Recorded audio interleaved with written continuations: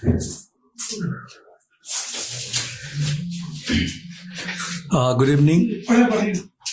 Evening. मेरा नाम रोशन कुमार है। मैं CPS MA second year JNU का छात्र हूँ। आज मैं आप सभी के सामने अपनी कुछ कविताएं पढ़ूंगा जो कि प्रेम भाव में, क्रांति भाव में और सामाजिक संवेदनाओं को समेटे हुए हैं। और अभी हमारे जो भाई दिल्ली के हवा के बारे में बात कर रहे थे, तो मैंने उसी पर अपनी एक कविता लिखी है और आप सुनेंगे इसे। कविता का शीर्षक है दिल्ली की दिव्य हवा। सुना है दिल्ली में एक दिव्य हवा बहती है, जिसमें सांस लेते ही आप सीधे स्वर्ग की यात्रा पर निकल पड़ते हैं, बेवक्त बेटिकट। खास बात यह है कि इस दिव्य हवा में दिल्ली सरकार ने यमुना जल से बने गंगा जल का दिव्य छिड़काव भी करवाया है, जिससे यह हवा और भी अति दिव्य हो गई है। मैं तो कहता हूं आप भी निकलिए अपने आरामदेह कमरों से, हटा डालिए चेहरे से वे पश्चिमी देशों के मास्क और जी भरकर सोखिए दिल्ली की दिव्य हवा को। आखिरकार जीवन का लक्ष्य स्वर्ग पाना ही तो है, तो फिर उसके लिए एक लंबी उम्र क्यों गुजारें। तो आइए दिलवाली दिल्ली में दिल्ली सरकार आपका स्वागत करती है उस दिव्य सफर के लिए। धन्यवाद। मेरी दूसरी कविता देखेंगे जो कि अभी आप जानते हैं अरावली का इशू जो है हमारे देश में किस तरीके से उसके लिए आवाजें उठी है।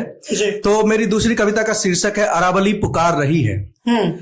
सदियों से तुम्हें बचाया है धूल भरी आंधियों से, बचाया है तुम्हारी नदियों को गायब हो जाने से, बचाया है तुम्हारे खेतों को बंजर हो जाने से, सहेजा है अपनी छाती में दूध की तरह बहती जलराशियों को, बचाया है तुम्हारे फेफड़ों को टूट कर बिखर जाने से। पर आज कुछ लोग मेरे वजूद की नई नई परिभाषाएं गढ़ रहे हैं, चंद धन लोभियों के प्रेम में सरकारी प्रेम पत्रिकाएं पढ़ रहे हैं, जो चाहते हैं मेरे सीने को चीर कर अपनी धन तृष्णा की गंगा बहाना, मेरी छाती पर उगे हर पेड़ हर जंगल मिटाना, जो चाहते हैं मुझ में बसर करने वाले लोगों को जिंदा लाश बनाना, हर जीव जंतु के लिए एक शमशान खड़ा करना। पर गम मुझे खुद के मिट जाने का नहीं है मेरे बच्चों, दुखी तो मैं इन लुटेरों और दलालों के मंसूबों को जानकर हूं, जो मेरे जाने के बाद न जाने तुम्हारे साथ क्या करेंगे। आखिर में बस यही कहूंगी मेरे बच्चों, अब फैसला तुम्हारा है। तुम चाहो तो मेरी अर्थी की मौन स्वीकृति दे दो, जिसे ढोने को आतुर हैं 4 सेठ और नेता, और मुखाग्नि देने की तैयारी खुद देश के चौकन्ने चौकीदार कर रहे हैं। और मेरी अगली कविता देखेंगे जो कि महिला सशक्तिकरण को समर्पित है, और मेरी कविता का शीर्षक है तो हो जाती है आजाद लड़कियां। घर की दहलीज तक सिमट जाने वाली गाय सी लड़कियां, जब पितृसत्तात्मक खूंटे को उखाड़ फेंकती है और दमन की रस्सियों को तोड़कर जला डालती हैं, तो हो जाती है आजाद लड़कियां। जब मनपसंद परिधान में दिन हो या रात बेखौफ निसंकोच चलती है, और जब सड़क से संसद तक अपने हक की खातिर अपनी आवाज बुलंद करती है, तो हो जाती है आजाद लड़कियां। जब कोई लड़की प्रेमपूर्ण सहमति से अपना साथी चुनती है, कोई विधवा पुनर्विवाह करती है, और जब लड़कियां भी लड़कों संग मस्जिद कब्रगाह और शमशान चलती हैं, तो हो जाती है आजाद लड़कियां। जब लड़कियां बेझिझक बेहिचक मासिक धर्म की बात करती हैं, अपने अंतर मन की व्यथा सहजता से साझा करती हैं, शरीर व निजता की खातिर आसानी से किसी से ना कहती हैं, तो हो जाती है आजाद लड़कियां। और मेरी कविता देखेंगे मजदूरों की जो वेदना है उसको समेटे हुए मेरी कविता का शीर्षक है कहते उसको है मजदूर। 2 हाथों की ताकत से दिया जिसने धरती को नूर, हर रोज से शक्ति जिंदगी जिसकी, कहते उसको है मजदूर, कहते उसको है मजदूर।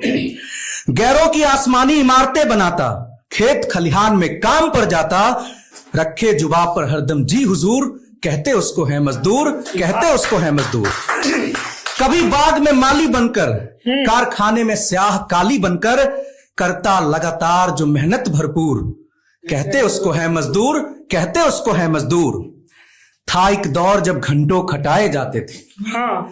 था एक दौर जब घंटों खटाए जाते थे, पूंजीवादियों के हर जुल्म को हंसकर सह जाते थे। फिर जुल्मों का पहाड़ बना और ये चिंगारी अंगार बना। अपने इलाके में जब काम न पाता है, मन मसोस कर फिर पलायन को जाता है। तड़प कर रहता बीबी बच्चों से जो दूर, कहते उसको है मजदूर, कहते उसको है मजदूर। और मेरी आखिरी कविता के साथ मैं अपना स्थान लूंगा। कविता का शीर्षक है इतने करीब मत आओ।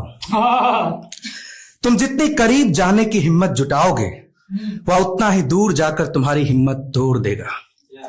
वह मृग मरीचिका सी है जो प्रेम के प्यासों को प्रेम मिल जाने की संभावना दिखाती है, पर करीब जाते ही आंखों से ओझल हो जाती है। दरअसल वह कभी थी ही नहीं, तुम्हारी रेत से जिंदगी में प्रेम धारा बनकर। उसकी आंखों में प्रेम गंगा तो बहती है, मगर तुम जैसे नादान साहिल के लिए नहीं, बल्कि समझदार सागर के लिए। धन्यवाद।